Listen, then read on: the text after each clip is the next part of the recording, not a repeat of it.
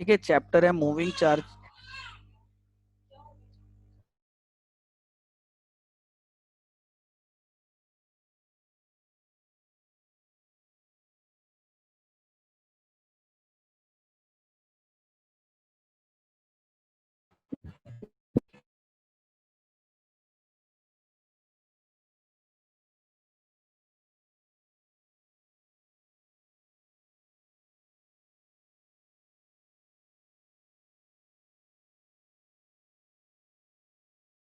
अभी स्टार्ट करने लगे हैं, अभी कुछ नहीं करवाया। चैप्टर नंबर 4 स्टार्ट कर रहे हैं, एक बार सभी ज्वाइन कर लें।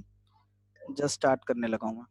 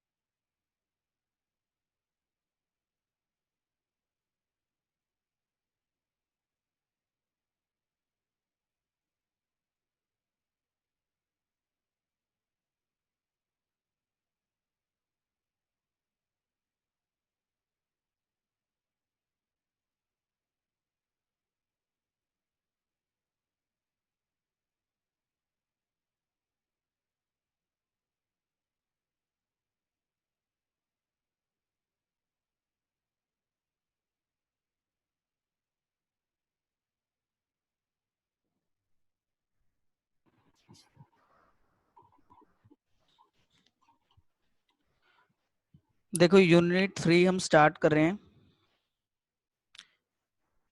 अभी हमारा पहला टॉपिक है यूनिट नंबर 3 चैप्टर नंबर 4 से। सो फर्स्ट टॉपिक क्या है? फर्स्ट टॉपिक है source of magnetic field. Make heading source of magnetic field. और आप चाहो तो साथ साथ इसको नोट कर लेना। ठीक है, फर्स्ट टॉपिक है source of the magnetic field. तो अगर मैं आपको एनसीईआरटी बुक के अकॉर्डिंग शो करूं कि हम कौन सा टॉपिक कर रहे हैं, this is our first topic source of magnetic field. यहाँ पर हमें गिवन है magnetic force and source and fields, ये 4.2.1। इससे पहले इंट्रोडक्शन है। सो हम यहाँ सोर्स एंड फील्ड से स्टार्ट कर रहे हैं, तो इस टॉपिक के बारे में अभी मैं आपको करवा रहा हूँ। So see this, what is the source of magnetic field? Magnetic field कहाँ से आता है? तो पहले के टाइम में ऐसे माना जाता था कि कुछ मैग्नेटिक मटेरियल्स होते हैं, कुछ मैग्नेटिक मटेरियल्स होते हैं, जैसे कि आप बार मैग्नेट जानते हो, मैग्नेटिक मटेरियल, आयरन और ये सब। या सपोज आपने कोई बार मैग्नेट ले लिया, लाइक ये बार मैग्नेट है, नॉर्थ और साउथ। सो इससे मैग्नेटिक लाइंस हैं, नॉर्थ से वो लाइंस आउट जा रही हैं, साउथ से वो लाइंस इन जा रही हैं। ये मैग्नेटिक लाइंस हैं और हम ये मान रहे हैं कि बार मैग्नेट मैग्नेटिक फील्ड बना रहा है। लेकिन हमारा क्वेश्चन है कि व्हाट इज द सोर्स, कि ऐसा क्या कारण है कि ये बार मैग्नेट मैग्नेटिक फील्ड बना रहा है? तो इसका सबसे जो बेसिक रीजन है वो आप ध्यान से सुनना। सो मैग्नेटिक फील्ड का जो सोर्स है वो है मूविंग चार्जेस, ध्यान देंगे वर्ड क्या बोला मैंने, moving charges are the source of magnetic field. ठीक है, तो ये आप फर्स्ट लाइन यहाँ पर नोट करेंगे, what is the source of magnetic field. तो उस पूरे टॉपिक का कंक्लूजन क्या है, moving charges are the source of magnetic field. अब moving charges meaning electric current. So moving charges को तो हम बोल सकते हैं इलेक्ट्रिक करंट। सो हम ये बोल सकते हैं electric current is the source of magnetic field, is the source of magnetic field. चाहे वो मैग्नेटिक फील्ड एक परमानेंट मैग्नेट से बने, चाहे वो टेम्परेरी मैग्नेट हो या इलेक्ट्रोमैग्नेट हो, हर एक केस में मैग्नेटिक फील्ड का जो बेसिक और इम्पोर्टेंट सोर्स है वो है मूविंग चार्जेस, या हम उसको कह सकते हैं इलेक्ट्रिक करंट। जैसे कि समझिए, मान लीजिए आपके पास एक एटम है, कोई भी बॉडी का कोई आयरन का एटम है, तो एटम के अंदर इलेक्ट्रॉन्स रिवॉल्व करते रहते हैं, electron revolve around nucleus. Atom के अंदर क्या होता है, इलेक्ट्रॉन रिवॉल्व अराउंड न्यूक्लियस। सो अब मानो कि ये एक ऑर्बिट है और ये हमारा न्यूक्लियस है और इलेक्ट्रॉन ये है और ये इस ऑर्बिट में रिवॉल्व कर रहा है। तो इलेक्ट्रॉन एक चार्ज पार्टिकल है, चार्ज पार्टिकल का मोशन अगर होगा तो चार्ज का मोशन, इलेक्ट्रॉन का motion, it give rise to current, and this electric current is responsible for the magnetic properties. लेकिन हम जनरली अपने डे टू डे ऑब्जेक्ट्स में देखते हैं कि कुछ मटेरियल्स मैग्नेटिक मटेरियल्स होते हैं और कुछ मटेरियल्स नॉन मैग्नेटिक मटेरियल्स होते हैं। तो इसका रीजन क्या होता है, इसका रीजन होता है ऑर्बिटल कॉन्फ़िगरेशन। आप लोग जानते हैं केमिस्ट्री के अकॉर्डिंग कि किसी एक ऑर्बिटल में दो इलेक्ट्रॉन्स होते हैं और दोनों अपोजिट स्पिन करते हैं। अगर एक क्लॉकवाइज स्पिन करता है, एक एंटी क्लॉकवाइज स्पिन करता है, तो ये जो क्लॉकवाइज स्पिन से मैग्नेटिक फील्ड जनरेट होगा, वो इस एंटी क्लॉकवाइज स्पिन से वही मैग्नेटिक फील्ड भी जनरेट होगा। एक क्लॉकवाइज स्पिन से आएगा मैग्नेटिक फील्ड और एक एंटी क्लॉकवाइज स्पिन से मैग्नेटिक फील्ड आएगा, और दोनों क्योंकि अपोजिट हैं तो वो दोनों मैग्नेटिक फील्ड्स कैंसिल हो जाएंगे, जिससे नेट मैग्नेटिक मूवमेंट या नेट मैग्नेटिक फील्ड जीरो हो जाएगा। इसलिए जो मटेरियल्स नॉन मैग्नेटिक मटेरियल्स होते हैं उसका कारण होता है कि उनके ऑर्बिटल्स में, एटॉमिक या मॉलिक्यूलर ऑर्बिटल्स में इलेक्ट्रॉन्स पेयर्ड प्रेजेंट होते हैं, और पेयरिंग होने के कारण उनका कोई नेट मैग्नेटिक बिहेवियर नहीं होता है। ठीक है, क्योंकि दोनों मैग्नेटिक बिहेवियर तो हो रहा है बट वो कैंसिल हो रहा है। लेकिन जो मटेरियल्स मैग्नेटिक बिहेवियर शो करते हैं उनके अंदर एटॉमिक ऑर्बिटल या मॉलिक्यूलर ऑर्बिटल्स में पेयरिंग नहीं होती है इलेक्ट्रॉन के, सिंगल इलेक्ट्रॉन्स प्रेजेंट होते हैं। सिंगल और अनपेयर्ड इलेक्ट्रॉन्स के कारण उन इलेक्ट्रॉन्स का जब मोशन होता है तो वो करंट जनरेट करते हैं, और उस करंट की वजह से मैग्नेटिक फील्ड प्रोड्यूस होता है। सो हमारा जो पहला टॉपिक है इस चैप्टर का, उससे हमें ये कंक्लूजन नोट करना है, ये बात याद करनी है, what is the source of the magnetic field. आप लोग बोल दोगे bar magnet is the source of magnetic field, iron और all like that. No, the ultimate source of the magnetic field, ultimate source of the magnetic field, that is the moving charges, ultimate source of the magnetic field, that is moving charges. तो ये first point सबने note करना है, और आज जो भी class attend कर रहा है प्लीज आप सबसे रिक्वेस्ट है, क्लास मिस नहीं होनी चाहिए। ये नहीं हो कि बाद में आप धीरे धीरे क्लास मिस करते रहें, कम से कम ये चैप्टर अच्छे से कंप्लीट कर लें। सो मैं आपको साथ साथ बुक में से भी बताऊंगा कि कौन सा पार्ट कहाँ लिखा हुआ है। तो what is the source of magnetic field, तो हमें पहला पॉइंट याद करना है, moving charges are the source of magnetic field. Moving charges are the source of the magnetic field. तो ये हमारा पहला टॉपिक है, magnetic force, source and fields.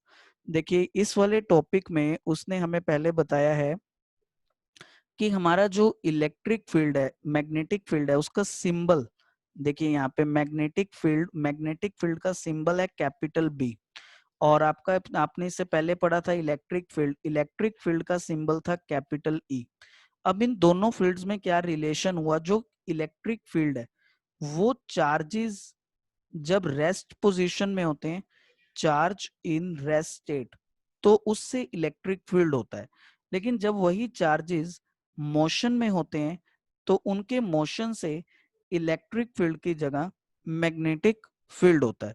So charge Q source of the field produce an electric field. तो वो कह रहा है कि जो चार्जेस हैं that give rise to the electric field, charge Q source of the field produce an electric field. तो पहला पॉइंट है कि चार्जेस की वजह से इलेक्ट्रिक फील्ड होता है। लेकिन हमें यहाँ पर पढ़ना है, देखिए इसके बाद अगर हम नेक्स्ट पेज पर देखें बुक में क्या गिवन है, देखिए यहाँ पर हम आ जाते हैं सेकंड पेज पर। तो यहाँ पर एक इक्वेशन 4.1 गिवन है जो आप पहले पढ़ चुके हैं, इक्वेशन नंबर 4.1। सो देखिए इस इक्वेशन में उसने इलेक्ट्रिक फील्ड या इलेक्ट्रिक फोर्स का एक फॉर्मूला बताया। वो कह रहा है कि इलेक्ट्रिक फील्ड की वजह से इलेक्ट्रिक चार्जेस पर फोर्स अप्लाई होता है। तो अगर हम इसे नोट करें इस पॉइंट को, तो इसका मतलब होगा, देखिए कि अगर हमारा चार्ज रेस्ट में होगा तो वो चार्ज इलेक्ट्रिक फील्ड प्रोड्यूस करेगा और उस चार्ज की वजह से इलेक्ट्रिक फोर्स अप्लाई होगा। So charge at rest give rise to electric field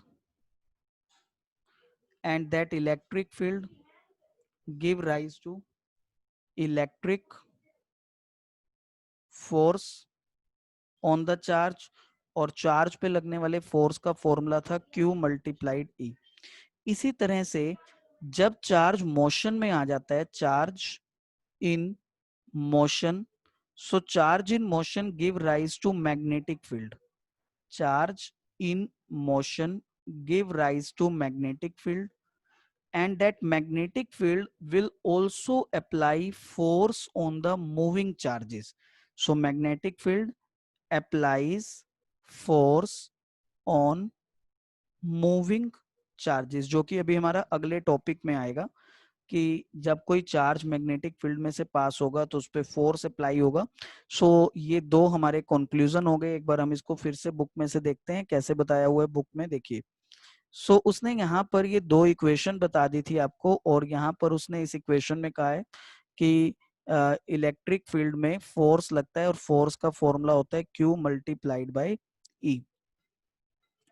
ठीक है, इसके बाद यहाँ पर देखिए इस पॉइंट पे, just as the static charges produces an electric field, the currents और the moving charges produces in addition a magnetic field. तो इस लाइन का मतलब ये है कि जब चार्जेस मोशन में होंगे तो वो इलेक्ट्रिक फील्ड भी प्रोड्यूस करेंगे और उसके साथ साथ मैग्नेटिक फील्ड भी प्रोड्यूस करेंगे, यानी चार्जेस इन मोशन में दोनों टाइप के फील्ड होंगे। ठीक है, फिर वो लिखता है denoted by B, B symbol, capital B symbol magnetic field का सिंबल है।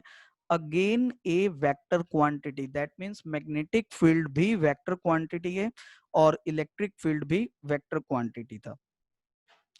Experimentally it is found to obey the principle of superposition। so magnetic field भी superposition को follow करता है। superposition क्या था, जैसे अगर हमें resultant electric field निकालना है तो हम पैरेललोग्राम रूल लगाएंगे, यानी ये वाला फॉर्मूला लगाएंगे, इसको सुपरपोजिशन प्रिंसिपल कहा जा सकता है। जब हमें अगर दो इलेक्ट्रिक फील्ड और हमें टोटल फील्ड निकालना हो तो हम उन दोनों का वेक्टर एडिशन करेंगे, इसको सुपरपोजिशन प्रिंसिपल कहते हैं। इसी तरह से अगर हमें कहीं टोटल मैग्नेटिक फील्ड निकालना हो तो हम दोनों फील्ड का वेक्टर एडिशन करेंगे और इसके ऊपर ये वाला फॉर्मूला लगाएंगे B1 square B2 square like that. ठीक है, तो इसको सुपरपोजिशन प्रिंसिपल कहते हैं। देखिए जो आपके एमसीक्यू क्वेश्चन पेपर में आते हैं 20 क्वेश्चन एमसीक्यू, वो एनसीईआरटी इंटरनल होते हैं। तो मैं आपको इस चैप्टर में साथ साथ एनसीईआरटी के मेन पॉइंट्स भी अंडरलाइन करवा रहा हूँ। आप अपनी बुक भी साथ अपने पास रख सकते हैं और इसे अंडरलाइन कर सकते हैं। सबसे पहला पॉइंट, मैग्नेटिक फील्ड भी सुपरपोजिशन प्रिंसिपल को फॉलो करता है और यहाँ उसने डिफाइन किया है that the magnetic field of several sources is the vector addition of magnetic field of each individual source. तो इस पूरे टॉपिक का जो कंक्लूजन मुझे समझ आ रहा है, आपको याद रखना है, वो कंक्लूजन ये है, मूविंग चार्जेस, सबसे इंपॉर्टेंट पॉइंट, मूविंग चार्जेस या फिर electric current are the source of magnetic field. चाहे कोई परमानेंट मैग्नेट भी हो तो उसके अंदर भी चार्जेस का ही मोशन हो रहा है, उसके अंदर भी इलेक्ट्रॉन सर्कुलेट हो रहे हैं, उसके एटॉमिक लेवल पर मैग्नेटिज्म प्रोड्यूस हो रहा है इलेक्ट्रॉन्स के चार्जेस के मोशन के कारण। और दूसरी तरफ मान लो आपके पास कोई कंडक्टिंग वायर है, कोई वायर है जैसे इलेक्ट्रिक वायर होती है, उस इलेक्ट्रिक वायर में से करंट पास हो रहा है, तो अगर आप उस इलेक्ट्रिक वायर के पास किसी कंपस नीडल को लेकर जाओगे, मैग्नेटिक कंपस नीडल को, आप देखोगे वो मैग्नेटिक कंपस नीडल भी डिफ्लेक्ट होगी, जिसका मतलब है कि current carrying conductor produces the magnetic field. इसे आपने क्लास 10th के अंदर भी इस टॉपिक को समझा था कि मूविंग चार्जेस और electric current is the source of the magnetic field. So this is the first topic of the chapter, and next topic is magnetic field and the Lorentz force. So this topic Lorentz force is very important to understand. So अब हम इसको एक बार notebook में समझेंगे और उसके बाद हम बुक में से रिवाइज करते हैं कि इसका मीनिंग क्या है। तो उससे पहले मैं आपको नोटबुक में इस टॉपिक को समझा रहा हूँ। सो देखिए,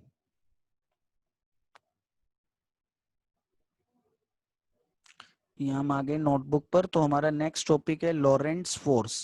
सो अब ये लॉरेंट्स फोर्स क्या है, listen very carefully, very important topic of this chapter. Starting topic Lorentz force एक बेसिक टॉपिक है और इसको अच्छे से करना है, Lorentz force.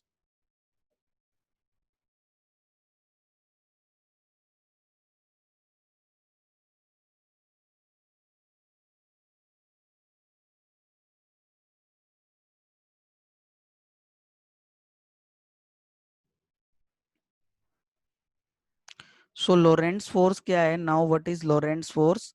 It says that it is the force acting on a moving charge, moving charge passing through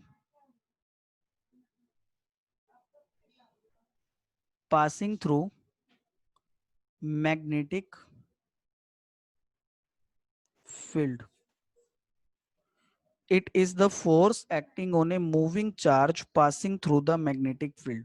तो अगर कोई चार्ज किसी ऐसे रीजन से पास कर रहा हो जहां पर मैग्नेटिक फील्ड प्रेजेंट हो, तो उस चार्ज पर एक फोर्स लगना स्टार्ट हो जाता है।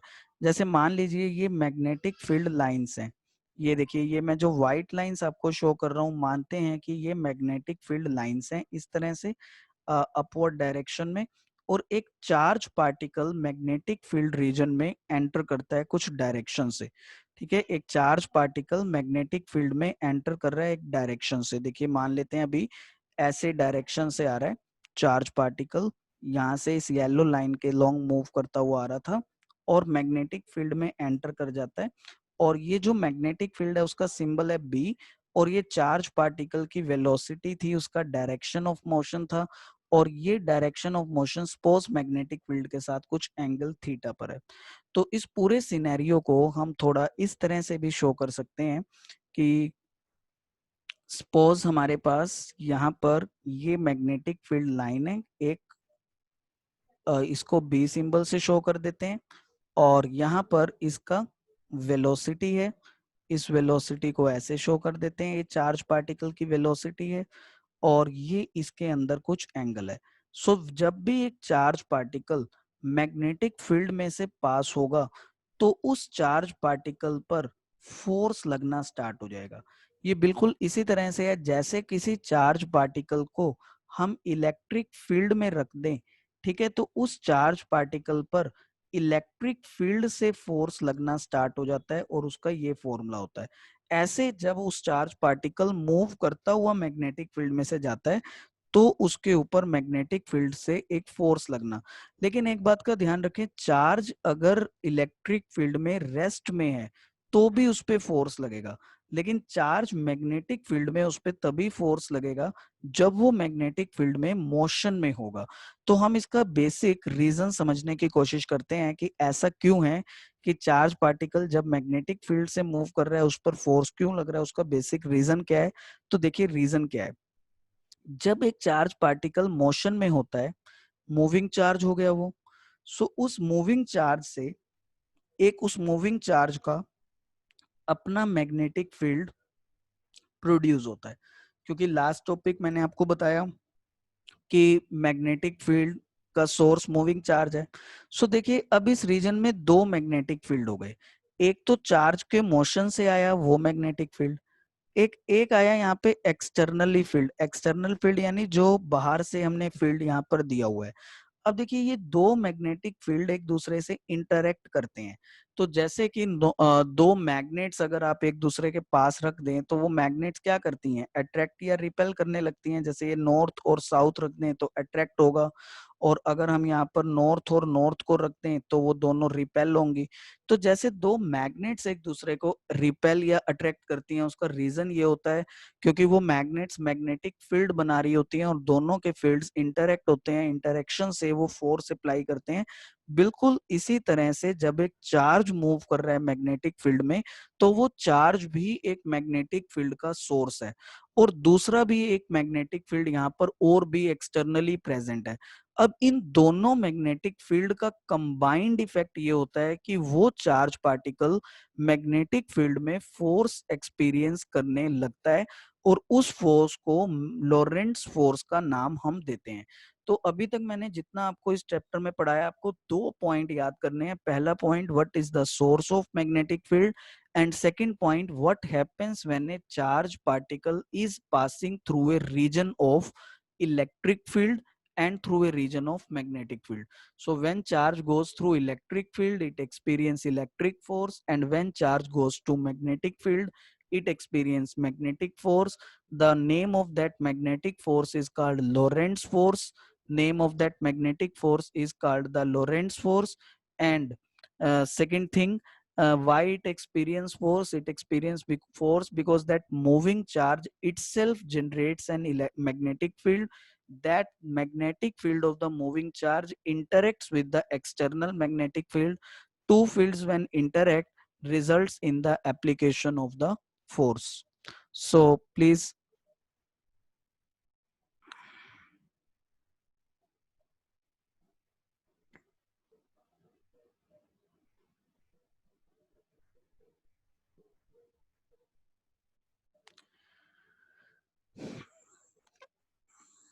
अब लोरेंट्स तो एक साइंटिस्ट थे, उन्होंने क्या कहा कि जब कोई चार्ज पार्टिकल मैग्नेटिक फील्ड से मूव करेगा तो उस चार्ज पार्टिकल पर फोर्स अप्लाई होगा।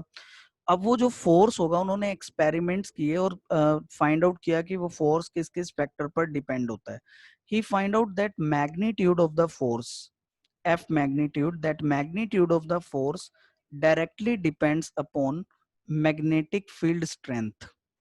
कि आपका ये जो एक्सटर्नल मैग्नेटिक फील्ड है ये जितना ज्यादा स्ट्रेंथ का होगा, जितना स्ट्रोंग होगा, चार्ज पार्टिकल पर फोर्स भी उतना ज्यादा लगेगा।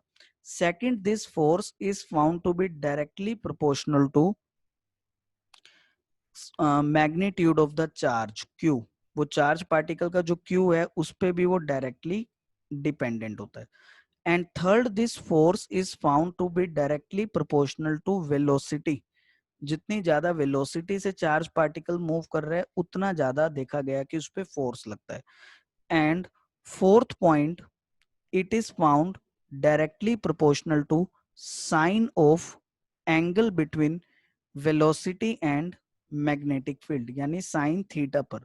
तो ये सारा एम्पेरिकल कॉन्सेप्ट है, यानी एक्सपेरिमेंटली ऑब्टेन्ड है, इनका कोई इस तरह से डेरिवेशन नहीं है। जो उन्होंने उस समय एक्सपेरिमेंट्स कर कर देखे उस मैग्नेटिक फील्ड के ऊपर बेस्ड, फोर्स के ऊपर बेस्ड, तो उनको उन्होंने इस तरह से मैथमेटिकल फॉर्म में लिख दिया, और ये मैथमेटिकल फॉर्म में बन गया B Q V sine theta.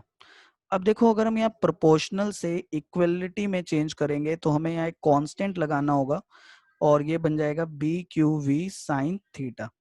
अब देखा गया कि उस कांस्टेंट की जो वैल्यू है वो 1 होती है। कब 1 होती है? अगर हमारा सारा मेजरमेंट एसआई सिस्टम में होगा, in SI system of measurement उस कांस्टेंट की वैल्यू हमारे पास 1 होती है। सो यहाँ पे इस फोर्स का मैग्नीट्यूड हो जाता है B Q V sine theta. इस फोर्स का मैग्नीट्यूड हो जाता है B Q V sine theta. हमने के को 1 कर दिया। सो ये लोरेंट्स के अकॉर्डिंग चार्ज पार्टिकल पर लगने वाला फोर्स है जब वो चार्ज पार्टिकल मैग्नेटिक फील्ड से पास कर हो रहा है। तो इसको आप साथ साथ नोट कर लेना।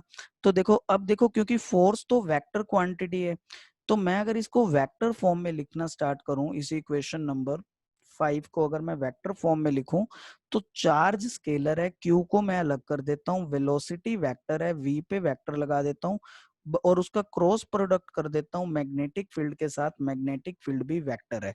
इसको v क्रॉस बी लिख दिया मैंने। v क्रॉस बी इसलिए लिख दिया क्योंकि वहां पे साइन वाली टर्म आ रही है, और v क्रॉस बी का मतलब हो जाएगा वी बी साइन थीटा, और ये बन जाएगा Q V B sine theta. So this is the vector form of Lorentz equation, vector form of Lorentz equation. ठीक है, लोरेंट्स क्या है? लोरेंट्स ने बताया चार्ज पार्टिकल पर कितना फोर्स लगेगा, और ये हो गया उसका मैग्नीट्यूड फॉर्म। मैग्नीट्यूड निकालना है फोर्स का, फॉर्मूला यूज करना होगा B Q V sine theta, और वेक्टर फॉर्म में लिखना है तो फॉर्मूला यूज करना होगा Q V vector cross B vector. So देखिए, इस वाले फॉर्मूला से, इक्वेशन नंबर 5 से और ये इक्वेशन नंबर 6 से, सबसे पहला पॉइंट ये आता है कि कब ये फोर्स मैक्सिमम फोर्स होगा। ऐसा क्या कंडीशन होगी कि ये जो फोर्स लग रहा है वो यहाँ पे मैक्सिमम फोर्स होगा, उसका जो मैग्नीट्यूड है वो मैक्सिमम होगा 5th इक्वेशन में। तो बताओ, क्या लगता है आपको मैक्सिमम फोर्स कब होगा? तो सिंपल सी बात है कि फोर्स तब मैक्सिमम होगा जब साइन थीटा भी मैक्सिमम हो, और साइन थीटा की मैक्सिमम वैल्यू 1 होती है, और तब होती है जब ये थीटा की वैल्यू 90 डिग्री हो। इट मीन्स जब चार्ज पार्टिकल मैग्नेटिक फील्ड से परपेंडिकुलरली पास होगा, यानी उसकी जो ये अगर मैग्नेटिक फील्ड है और उसके मूव करने की ये वेलोसिटी है, और ये उससे 90 डिग्री पर है, तब उस चार्ज पार्टिकल पर लगने वाला फोर्स मैक्सिमम होगा। सेकंड केस, उस चार्ज पार्टिकल पे लगने वाला फोर्स जीरो फोर्स होगा, यानी कोई फोर्स नहीं लगेगा। कब? जब आपका ये एंगल 0 डिग्री या 180 डिग्री हो। इसका मतलब चार्ज पार्टिकल मैग्नेटिक फील्ड से पैरेलल या एंटी पैरेलल मूव कर रहा हूं। सो मान लीजिए ये येलो लाइन मैग्नेटिक फील्ड है, और चार्ज पार्टिकल या तो उसी की डायरेक्शन में जा रहा है मैग्नेटिक फील्ड के अलोंग उसकी वेलोसिटी हो, या उससे अपोजिट उसकी वेलोसिटी हो। इन दोनों केसेस में आपका जो एंगल होगा वो 0 डिग्री या 180 डिग्री होगा, जिसके कारण आपका जो मैग्नेटिक फोर्स है वो 0 हो जाएगा। ठीक है, सो ये हमारा एक इसका स्पेशल पॉइंट में सेकंड पॉइंट हो गया। थर्ड पॉइंट हमारे पास आता है, बड़ा इंपॉर्टेंट पॉइंट है ये सारे। देखिए, तीसरा पॉइंट जो है वो ये है कि इस इक्वेशन नंबर 6 में, ये जो हमने वेक्टर फॉर्म लिखी है इक्वेशन नंबर 6 में, ऐसे दो पेयर हैं वेक्टर के जो एक दूसरे से परपेंडिकुलर हैं। Pairs of perpendicular vectors, pairs of perpendicular vectors. So pair of perpendicular vectors कौन कौन से हैं इसमें? सो इसमें पहला पेयर है परपेंडिकुलर वेक्टर का F vector perpendicular V vector. Velocity और फोर्स यहाँ पर परपेंडिकुलर है क्योंकि ये क्रॉस प्रोडक्ट की प्रॉपर्टी होती है। अगर आप थोड़ा सा 11th क्लास के क्रॉस प्रोडक्ट को याद करें, अगर हम ए और बी को क्रॉस करके सी ऑब्टेन कर रहे हैं, तो जो ए वेक्टर होगा ना बेटा वो सी से भी परपेंडिकुलर होगा, और जो बी वेक्टर होगा वो भी सी से परपेंडिकुलर होगा। तो यहाँ एफ परपेंडिकुलर टू वी भी है, और यहाँ पर एफ वाला वेक्टर मैग्नेटिक फील्ड से भी परपेंडिकुलर है। तो ये एक बड़ा इंपॉर्टेंट रिजल्ट हम समझ रहे हैं, अगर इसको हम थोड़ा सा रियलाइज करें कि हम क्या पढ़ रहे हैं। सो मान लो, देखो ये एक्स एक्सिस है बेटा, let this is x axis, तो ये है हमारे पास सपोज वाई एक्सिस, और ये है आपके पास जेड एक्सिस, 3 एक्सिस हैं। सपोज करते हैं कि चार्ज पार्टिकल की जो वेलोसिटी है वो एक्स डायरेक्शन के अलोंग है, ऐसे, ये उसकी एक्स में वेलोसिटी है, और उसका जो मैग्नेटिक फील्ड है मान लीजिए वो वाई डायरेक्शन में है। सो ये वाई डायरेक्शन में मैग्नेटिक फील्ड है। तो ये जो जेड डायरेक्शन है ना, उस डायरेक्शन में ये फोर्स की डायरेक्शन होगी। तो जेड डायरेक्शन में ये फोर्स होगा, यानी ये तीनों चीजें, जो फोर्स है वो फोर्स मैग्नेटिक फील्ड से भी परपेंडिकुलर होगा, और वो फोर्स वेलोसिटी से भी परपेंडिकुलर होगा। और अगर उस फोर्स को दोनों से परपेंडिकुलर होना है तो मतलब फिर ऐसा ही बनेगा कि फोर्स को जेड के लॉन्ग होना चाहिए अगर वेलोसिटी एक्स के लॉन्ग है, और मैग्नेटिक फील्ड वाई के लॉन्ग है। तो एक बार आप इस लॉरेंट्स के कॉन्सेप्ट को यहाँ तक हम रिवाइज करते हैं, आपके डाउट्स देखते हैं, फिर हम इसे आगे कंटिन्यू करते हैं। देखो बेटा, अभी मैंने आपको जो फॉर्मूला बताया लोरेंट्स फोर्स के लिए, F is equal to B Q V sine theta, इस फॉर्मूला से रिलेटेड कुछ पॉइंट्स आपको यहाँ एनसीईआरटी बुक में गिवन है, अपने नोट्स में ऐड कर लेना।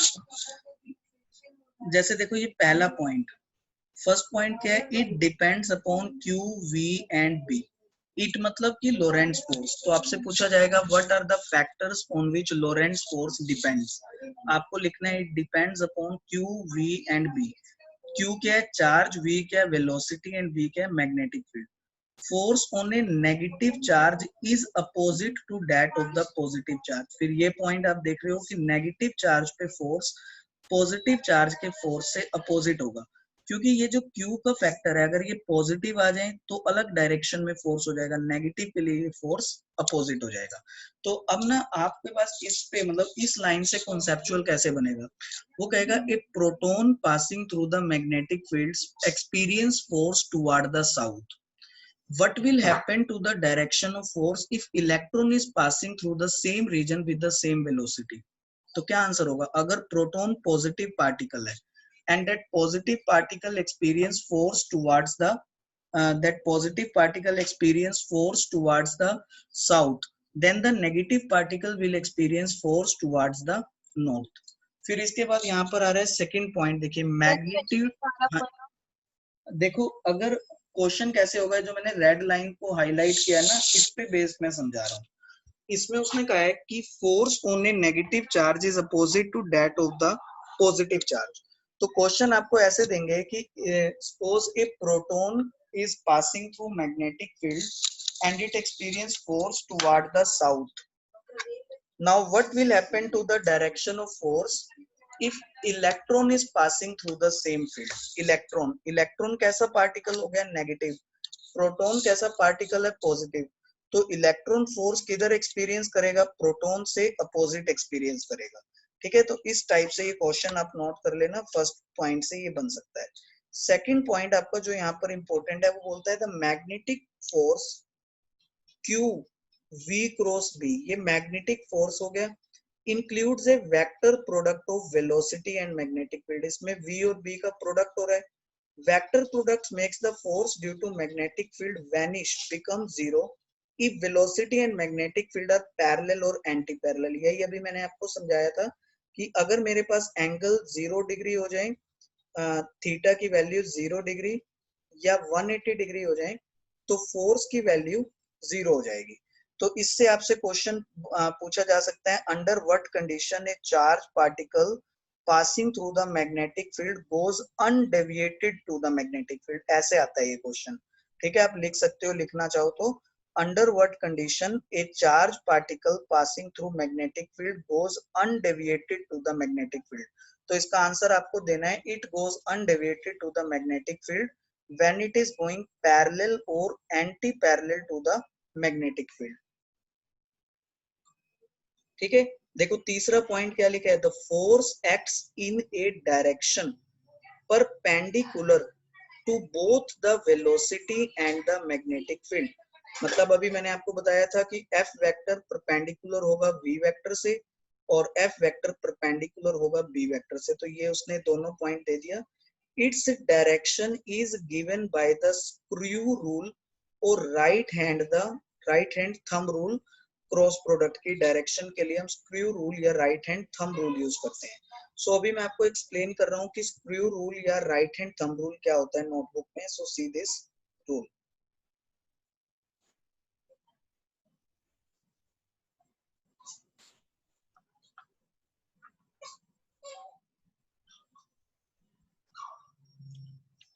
सी that what is a screw rule. Suppose आपको मैं पहले जनरली एक स्क्रू रूल समझा रहा हूँ क्या है. तो स्क्रू रूल क्या है, एक प्लेन है, ये प्लेन सरफेस. प्लेन सरफेस होती है ना, जैसे आप अपनी नोटबुक के पेज को ले लो, वो एक प्लेन सरफेस है. तो मान लो ऐसे ही एक नोटबुक का पेज ऐसे, ठीक है. इस पेज में दो वेक्टर्स हैं मान लो. अब ये है ए वेक्टर,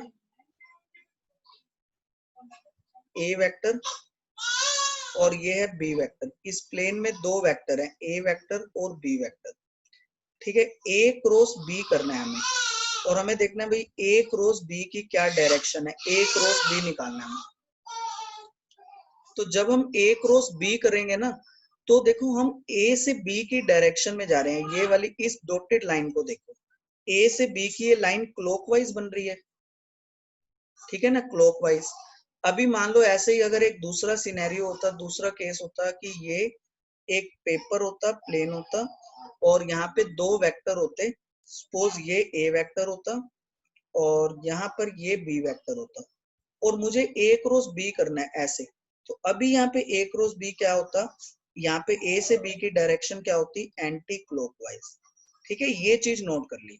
अब देखो स्क्रू रूल लगाना है.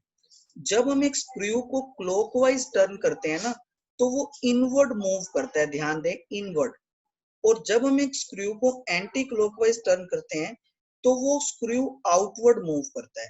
मतलब कि यहाँ पे ऊपर वाले फर्स्ट केस में ए क्रॉस बी की डायरेक्शन होगी प्लेन से परपेंडिकुलर. ये जो मेरा व्हाइट प्लेन दिखा रहा हूं मैं, इससे परपेंडिकुलर और इनवर्ड, ऐसे परपेंडिकुलर और इनवर्ड होगी ए क्रॉस बी की डायरेक्शन, यानी सी वेक्टर की डायरेक्शन.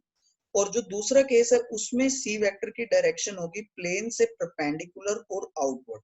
तो इसको मैं पेन के थ्रू आपको शो कर रहा हूँ. प्लीज उन पेन के एक्सपेरिमेंट को आप ध्यान से देखना कैसे मैं आपको शो कर रहा हूँ. So listen.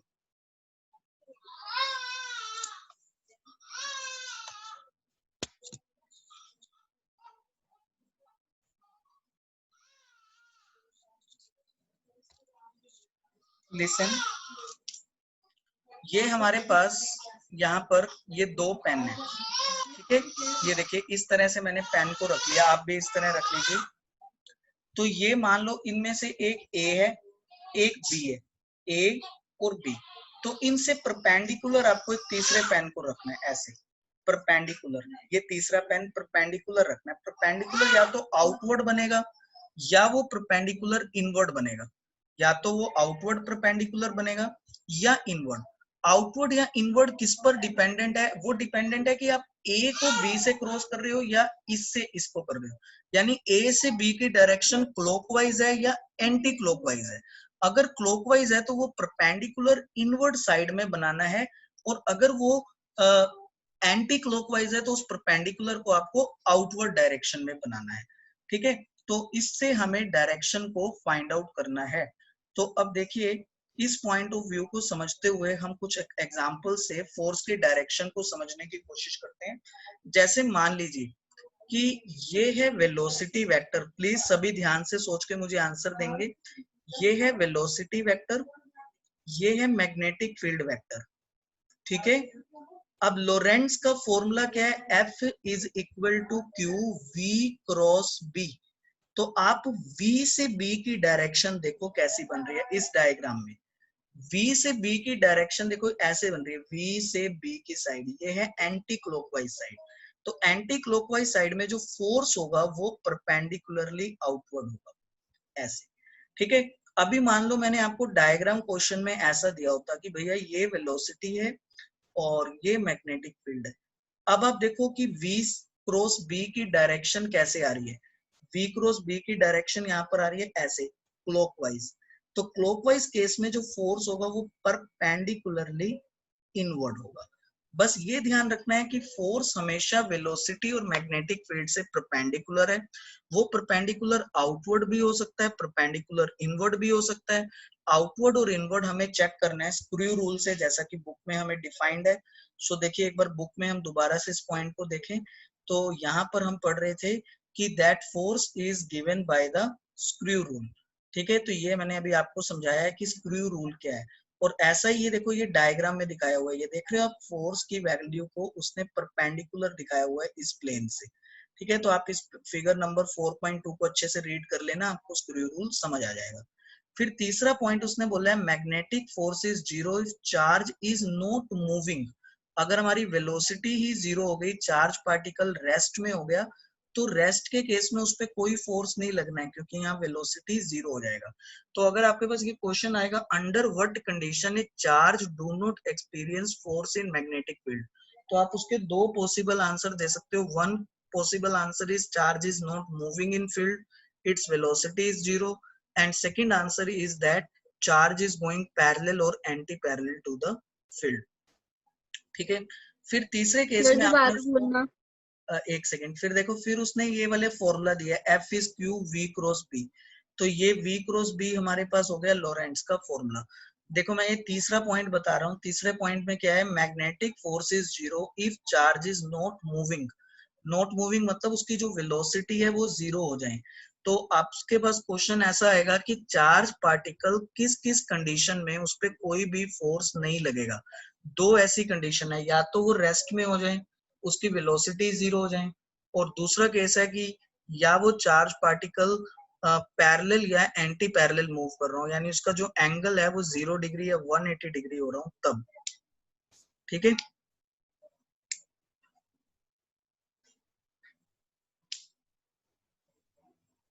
बताओ कोई डाउट यहाँ तक? ओके, अब एक लास्ट पॉइंट हमारे पास रह रहा है, देखो यहाँ पे dimensionally we have B equal to this F by Q V. तो ये पॉइंट क्या है, अगर यहाँ पे मैं नोटबुक में आपको दिखाता हूँ, तो अगर आपको मैग्नेटिक फील्ड की यूनिट और उसके डायमेंशंस निकालने, आपने क्लास 11th में डायमेंशनल एनालिसिस किया था, लेकिन आपने अभी तक कभी भी मैग्नेटिक फील्ड के डायमेंशनल नहीं निकाले। मैग्नेटिक फील्ड के dimensions, dimensions of magnetic field, dimensions, तो उसको निकालने का जो फॉर्मूला है वो ये लोरेंट्ज का फॉर्मूला है बेटा। F is B Q V sine theta है। अब हमें बी के डायमेंशंस निकालने हैं, तो वो क्या होगा, F divide by Q V sine theta. अब एफ क्या है, फोर्स, तो फोर्स क्या है, M L T minus two. Charge, charge is 80। Charge 80 कैसे आया, क्योंकि करंट होता है charge by time, current into time is charge. Current को ए से शो करते हैं, टाइम को टी से, तो 80। फिर velocity, velocity is L T minus one.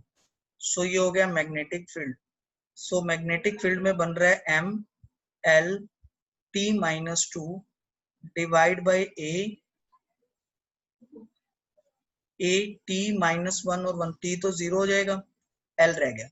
So now it is M A T और एल टी माइनस वन था ना हमारे पास, तो ए आ गया और हमारे पास एल से एल कैंसिल हो गया। So M A minus one T minus two ये रह गया। सो ये मैग्नेटिक फील्ड के डायमेंशनल फॉर्मूला है हमारे पास, M A minus one T minus two. तो इसको हमें मैग्नेटिक फील्ड को डायमेंशंस के लिए ये फॉर्मूला, लोरेंट्ज का फॉर्मूला हमें यूज करना है। ठीक है, तो यहाँ तक किसी का कोई डाउट?